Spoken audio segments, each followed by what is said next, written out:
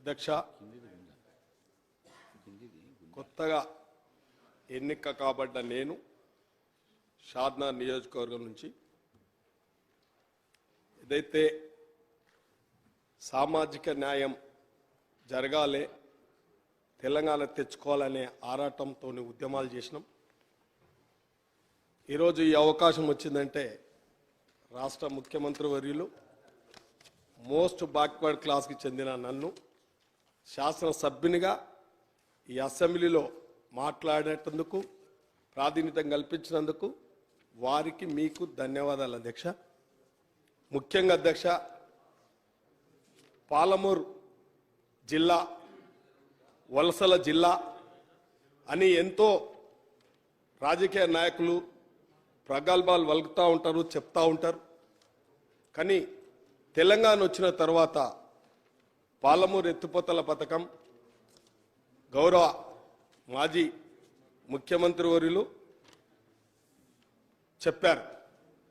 కానీ ఈరోజు అది కార్యరూపం దాల్చుకోలేదు అధ్యక్ష. పాలమూరు ఎత్తిపోతల పథకం పూర్తయితే షాద్నగర్ కూడా తాగునీటికి సాగునీటికి కటకట ఉంది అధ్యక్ష.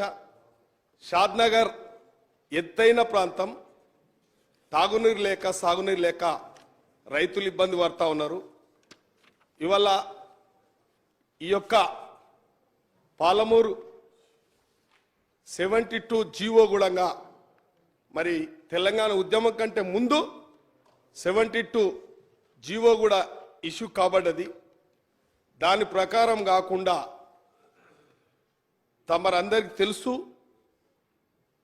ఆ కార్యక్రమం మరి 5 లిఫ్టులు 6 రిజర్వాయర్లు అని చెప్పి గత ప్రభుత్వం ప్రారంభించారు. కానీ మరి లక్షిందేపల్లి ప్రాజెక్టు రిజర్వాయర్కు ఎలాంటి పనులు చేపట్టలేదు, దానికి డబ్బులు కూడా కేటాయించలేదు, ఊసు కూడా లేదు దానికి. కానీ 80% పూర్తి చేసినాం అనేది పచ్చి అబద్ధం అధ్యక్ష. మరి లక్షిందేపల్లి రిజర్వాయర్ నిర్మాణం చేసినట్లయితేనే షాద్నగర్కు తాగునీరు వస్తుంది కాబట్టి తీవ్రమైన సమస్య. మరి ప్రతి ఒక్క నాయకులు చెప్తారు షాద్నగర్ ఎత్తైన ప్రాంతం అని చెప్పి.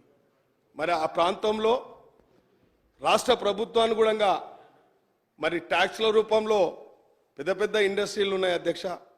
మరి రెవెన్యూ కూడా వస్తుంది. కానీ మన మౌలిక వసతులు, నీటి వసతులు ఇప్పటి వరకు కల్పించలేదు అధ్యక్ష. మిషన్ భగీరథ ఉంది, అది అస్తవ్యస్తంగా ఉంది అధ్యక్ష.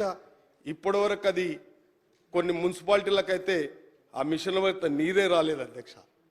మరి దాన్ని కూడా ఒక సైంటిఫిక్గా ఆ ప్రాజెక్ట్ తీసుకోవడం కూడా జరుగుతలేదు అధ్యక్ష.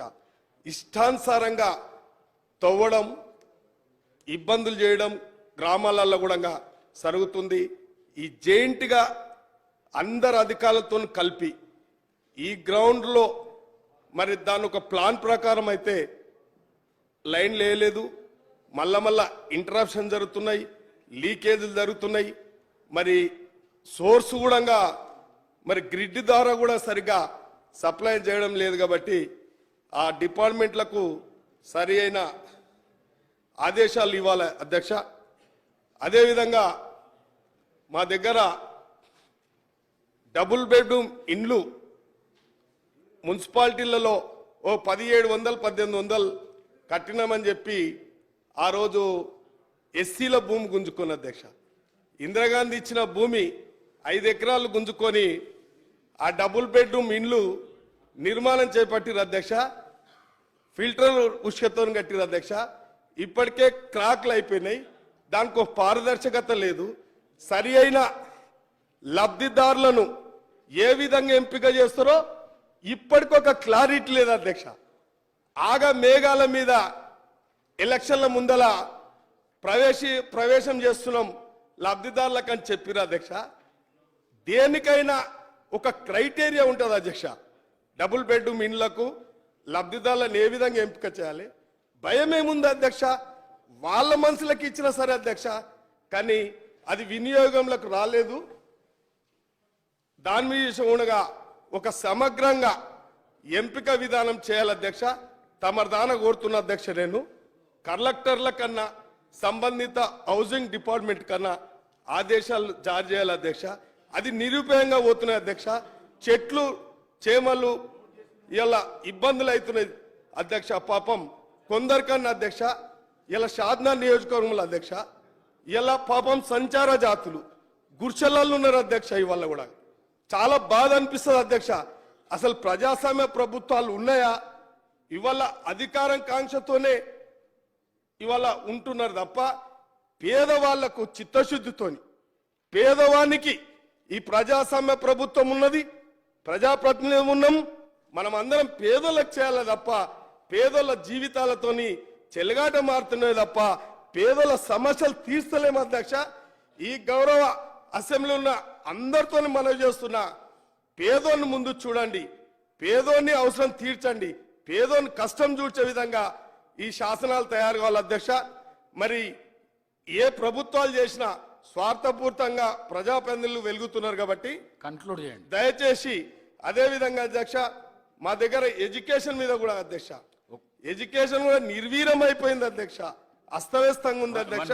వన్ మినిట్ గౌరవ సభ్యులకు అందరికీ విజ్ఞప్తి, మీ నియోజకవర్గంలో ఉన్న ఒక్క సమస్యను మీరు ఈ అసెంబ్లీ హౌస్ దృష్టికి తీసుకొని వస్తే దానికి జవాబు కరెక్ట్గా మీకు వస్తుంది. కాబట్టి మీరు అన్ని సమస్యలు చెప్తే కష్టమైన పని అది.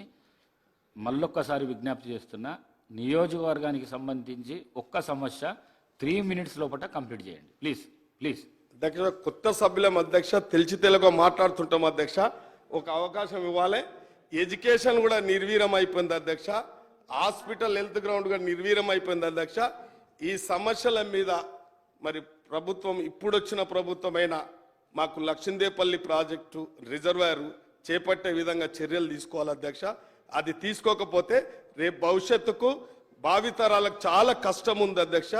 అదేవిధంగా ఎడ్యుకేషన్ కూడా అస్తవ్యస్తంగా ఉంది అధ్యక్ష. డబుల్ బెడ్రూమ్లు ఏ విధంగా పంచాలనో గైడ్ లైన్స్ కానీ రూల్స్ కానీ చెప్పండి అధ్యక్ష, అది పంచిపించే ప్రయత్నం చేయాలి అధ్యక్ష. ప్లీజ్. కంగుల కమలాకర్.